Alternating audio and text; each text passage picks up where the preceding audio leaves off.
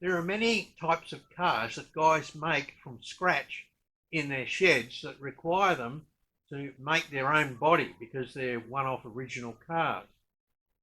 Vehicles like sports cars, off-road buggies and clubmans. You have to build your own body. How do you do that? There's more than one way to do that. You've probably seen a few videos on it where the conventional method used in the car industry is to make a whole lot of plywood profiles and assemble those, and that way you get the most symmetrical body, the same on both sides. Once you've got that, all those veins in place and locked together, then you've got to cover that material and then take a mould off it and produce the body. That's the most exact way. It's also the most time consuming. I have a lot of experience in making fiberglass panels for race cars, copying factory panels, modifying them and making them from scratch. And in making my last off-road buggy, I invented a technique of quickly making a base on which you can sculpt the plug for a smooth flowing type of one-off sports car or racing car. This new method of mine won't suit every car builder and it won't suit every type of scratch built car. But I think it's worth having a look at. It'll give you some ideas that you can see whether it fits your project or not, but it's certainly a huge shortcut to being able to design and make a smooth flowing body. The advantages of this method of mine are that it's fast, anybody can do it, and it's cheap. It's just using very basic materials. So I'm demonstrating this shortcut method of making a plug for you with the example of my off-road buggy, but as you'll see, it is a method that is usable on a wide variety of different sorts of cars. If you're building something like an off-road buggy or a clubman or a sports racing car of your own design, you want the body as close to the mechanicals as you can get it. And one of the advantages of this method of mine is that in using the foam rubber that you'll see, you automatically get a smooth flowing shape which is close to the car mechanicals, and yet you get a good even clearance around the whole job. So I hope you find it useful. Here we go. But I've at last reached the stage of this project that particularly excites me, the building of the main bodywork for Raptor. This will chiefly comprise two large sections. First of all, a front nose cone incorporating the bonnet and the front mudguards, and a hinged rear section to cover the motor and the rear tyres. My starting point on making the rear bodywork has had to be getting both rear wheels right up on full compression to make sure that the bodywork will clear when the car's fully bottomed out. And then what I've done is I've put blocks on either wheel to get the minimum clearance that I want off the bodywork, which is 50mm. I put a bar over the top, which as luck would have it also clears the engine. And then I've made sure that that bar and the car itself are level. This gives me the height of the rear bodywork over the engine and where the mudguard clearance needs to be over the tyres.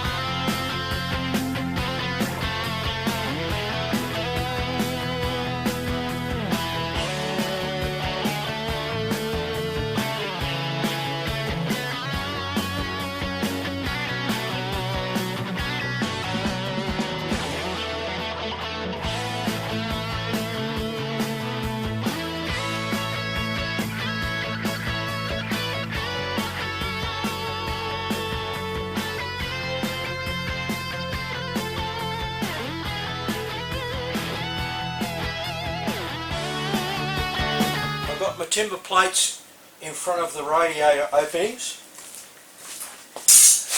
and I've got my timber tailboard in place. Somehow I have to cover the tyres, the suspension and the engine in a smooth flowing shape. And I want to do this easily. Here's an idea I've come up with. I think you're going to love it. I'm going to make my body out of foam rubber. I can sculpt that to shape.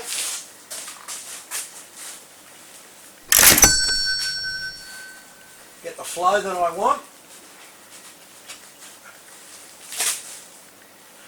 And then I'll just fiberglass over the top of it lightly, and that'll give me my dye.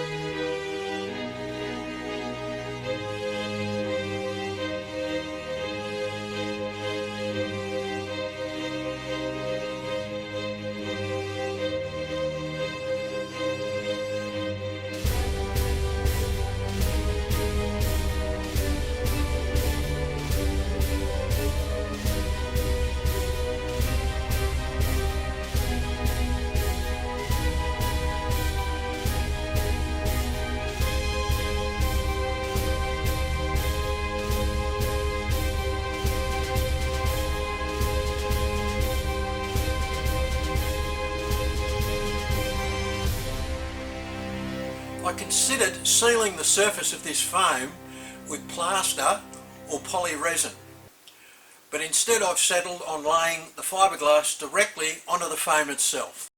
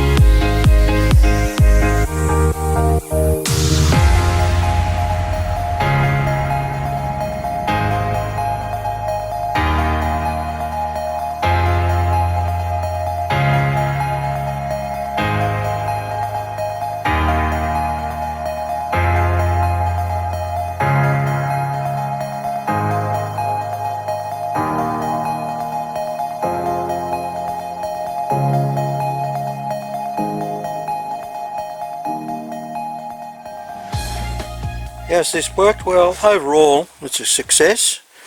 I've got some bunching up occurring, but I've pushed it in areas like the centre of the radiator cowling where I'll cut it out.